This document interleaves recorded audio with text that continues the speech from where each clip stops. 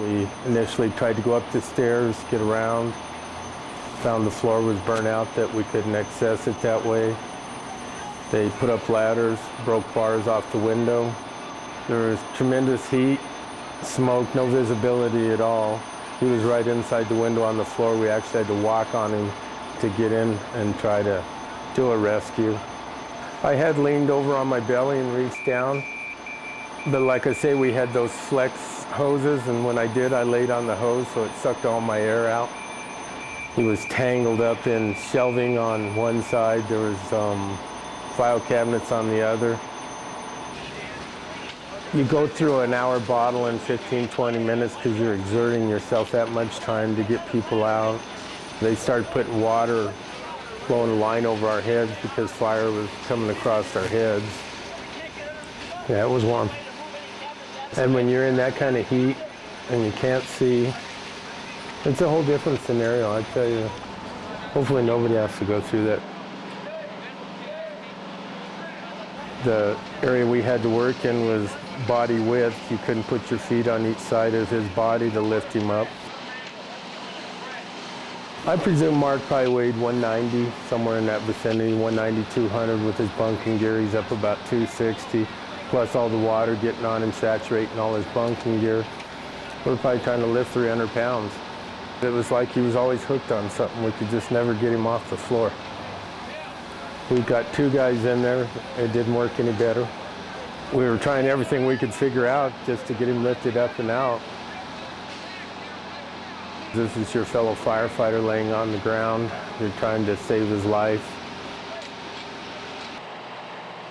It wasn't just a simple matter of picking up this downed firefighter, lifting him up, and putting him out the window that you would think. It looked like it would be that easy. And of course, there was, you know, certainly the human tunnel vision that you get that, hey, he's right here. The firefighters are in the room, lift him up, put him out the window, and we got the rescue accomplished. And it just wasn't that simple.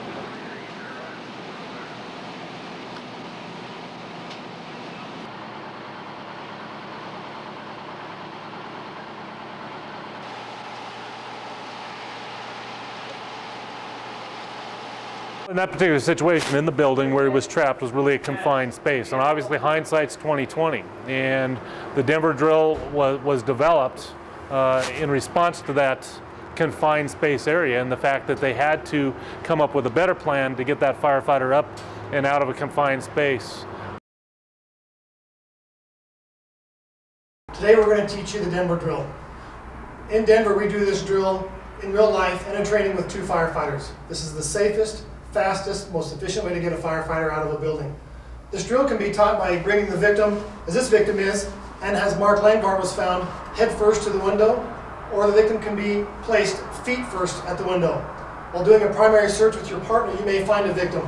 No need to turn that victim around. If you drag them feet first or head first to the window, any method will work. We're going to show you both those methods today. There are also some variations that are being taught with the Denver drill. One of those variations involves using a rope system, placing the ground ladder above the window, and using a system that's a 2-to-1 to lift this firefighter out of the window. The other variation that's being taught is adding a 3rd firefighter to the mix, basically placing that 3rd firefighter against the wall and shimmying that firefighter up and out the window. Although good variations, they're not as good as what we're going to teach you today. They add more equipment, more technique, and especially more time to this system. And we can't afford to lose any more time on trying to get a victim out. Let's look at some of those variations before we begin. One of the variations to the Denver drill that we teach is a 2-to-1 system with a rope, hooked to a ladder, wrapped around the harness of the downed firefighter, basically using this rope system to get the firefighter out. While a good system, it's not the best. There's a couple of things that come into play here. One is having the correct rope available at the scene right away, ready for use. Having someone having the ability to tie that knot, getting that into place, can be difficult in a dark, smoky, hot environment. Some other complications that come into play are positioning of the ladder outside the window. Once this save is made, once this rescue is made, and we get this firefighter out the window, there's no way for any rescuers in this room to get out this window. We may have dragged this victim to this particular location because of hot, hazardous conditions elsewhere where we can't make a self-rescue. While a good system, it's not a fast system, it's not the speediest. Remember, do as much with as little as possible. 2 firefighters getting this person out is going to be the best for you. Another method of the Denver drill that is taught is the 3 firefighter rescue method. With the 3rd firefighter rescuer, we're adding that firefighter basically at the base of the window, basically shuttling the victim up.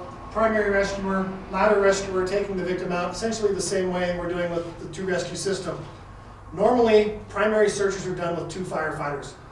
We like to teach a 2 firefighter method. It's the fastest, it's the quickest, it's the safest way to get somebody out. You may not have this 3rd firefighter nearby to assist in the rescue.